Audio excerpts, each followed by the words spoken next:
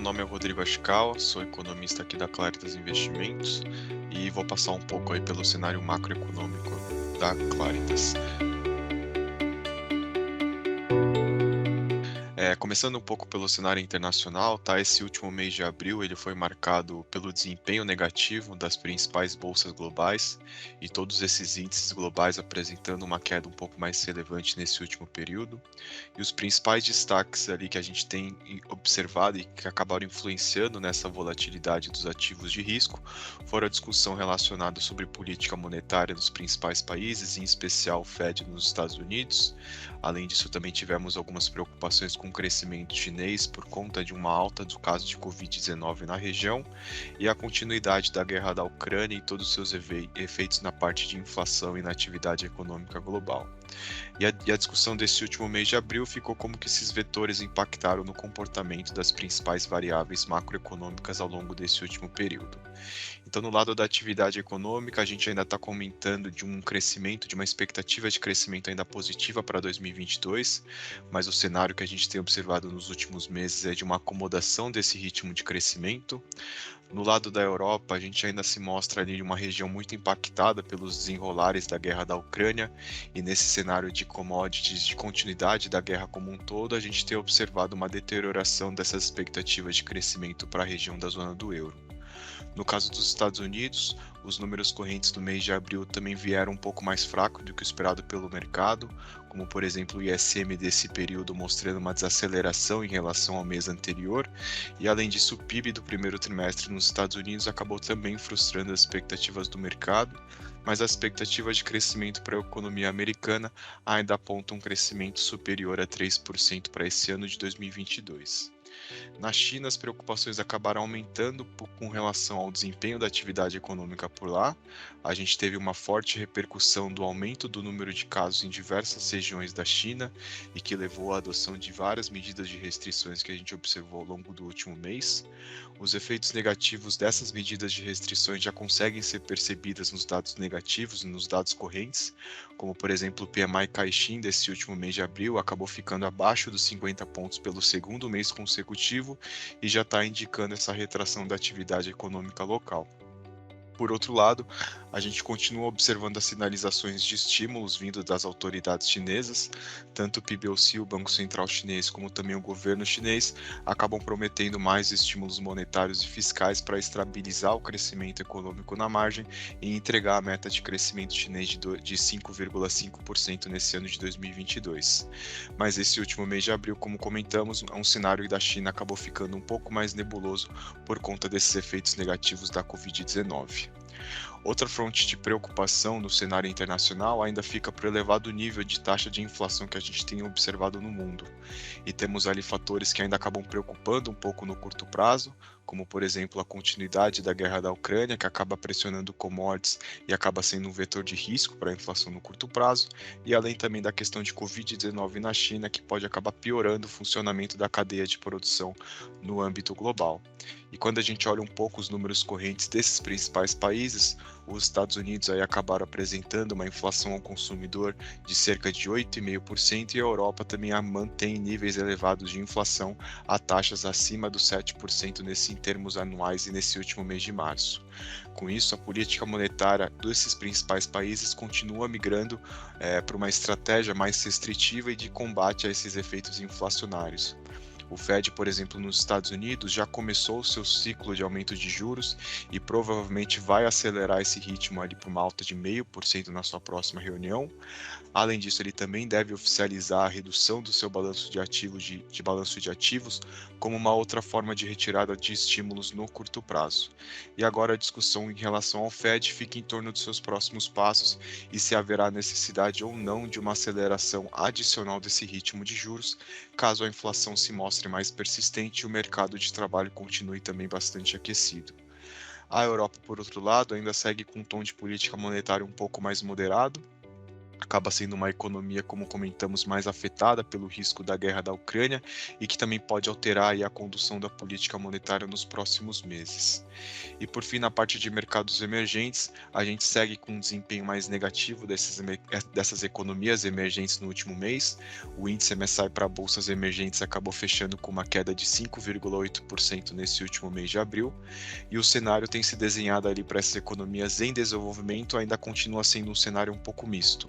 Do lado negativo, a gente tem um aperto das condições monetárias nos principais países, que segue sendo negativo para economias emergentes, mas do outro lado, os estímulos na China poderiam ajudar a contrabalancear um pouco esse cenário na margem nos próximos meses. Mas acabou sendo um cenário que nesse último mês de abril acabou ficando deteriorado no curto prazo por conta de toda essa questão da China e o Covid-19 ali impactando negativamente a atividade econômica chinesa e colocando um ponto de preocupação nesse cenário para economias emergentes também.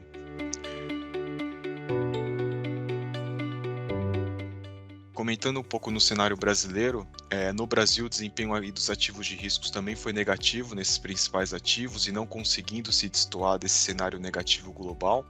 Em abril a gente teve queda ali no índice Bovespa, tivemos também uma forte desvalorização do câmbio e também uma abertura ali das taxas de juros futuras. A entrada do investidor estrangeiro, que foi um dos principais vetores positivos nos últimos meses, acabou perdendo um pouco de força nesse mês de abril e terminamos o último mês com uma saída de 7,7 bilhões de reais e também contribuindo negativamente para essa performance dos mercados brasileiros. No lado da política fiscal aqui no Brasil, a gente continua tendo dados de curto prazo que se mostram mais positivos do que o esperado pelo mercado. Continuamos com a arrecadação surpreendendo para cima e trazendo um balanço positivo das contas públicas no curto prazo, mas seguimos com certos ruídos fiscais que acabam impedindo a comemoração desses resultados mais favoráveis. Esse último mês de abril acabou sendo marcado por discussões relacionadas a pressões de servidores públicos para um reajuste maior nos seus salários, Congresso também tornando aí o Auxílio Brasil como um gasto permanente para os próximos anos, e outras pautas fiscais, como por exemplo o piso de salário para enfermeiros e também a discussão em relação a preços de combustíveis esperado para as próximas semanas. Em suma, o que a gente tem observado é um curto prazo mais favorável, com número de arrecadação e número de contas públicas melhores, mas a gente ainda enxerga ruídos de curto prazo que acabam repercutindo aí nesses últimos meses, em especial todas essas incertezas fiscais que acabam ilustrando um pouco os riscos que a gente tem para esse ano de 2022. Sobre o cenário de eleições, a gente ainda está enxergando um cenário ainda de polarização entre os dois principais candidatos para esse ano. Quando olhamos a pesquisas eleitorais, a gente ainda continua com um cenário dominante de polarização entre Lula e o atual presidente Bolsonaro. No caso do ex-presidente Lula, a expectativa fica para o lançamento da sua pré-candidatura e também o tom do discurso do ex-presidente Lula, mas mais importante que isso, o mercado ainda fica à espera de sinalizações do governo, de nomes de equipe econômica e também planos do governo para 2023, mas nesses pontos ainda sem grandes sinalizações desses quesitos. A respeito do Bolsonaro, as atenções ainda ficam para o ganho de popularidade após o pagamento do Auxílio Brasil nesse ano de 2022 e outras medidas fiscais ali sendo aplicadas pelo governo, como por exemplo a redução do IPI, liberação de recursos do FGTS, que aparecem como novas apostas do Poder Executivo de agregar esse apoio em um ano eleitoral em 2022. E de fato o que a gente tem observado é uma melhora da intenção de voto nas pesquisas em relação ao Bolsonaro, e essa diferença entre Lula e Bolsonaro diminuindo marginalmente ao longo desse último mês. Em suma, na nossa avaliação, o cenário eleitoral ainda permanece indefinido, mas ainda parece bastante centrado nessa polarização entre o ex-presidente Lula e o presidente Jair Bolsonaro para essas eleições de outubro. No quadro um pouco mais econômico, tá? Acho que o principal destaque negativo na economia brasileira ainda continua sendo essa persistência que a gente tem observado nos números de inflação, que ainda continuam bastante pressionados no curto prazo, essa alta dos preços de combustíveis, um patamar bastante elevado da inflação de alimentos, acabou levando a uma nova deterioração das expectativas de inflação para os próximos, tanto para esse ano como para os próximos anos também. E esse quadro de inflação ele fica ainda mais contaminado pela composição desfavorável nos dados mais recentes, com tanto a parte de serviços, preços industriais e a parte mais subjacente da inflação, que ainda continua acelerando ali na comparação anual.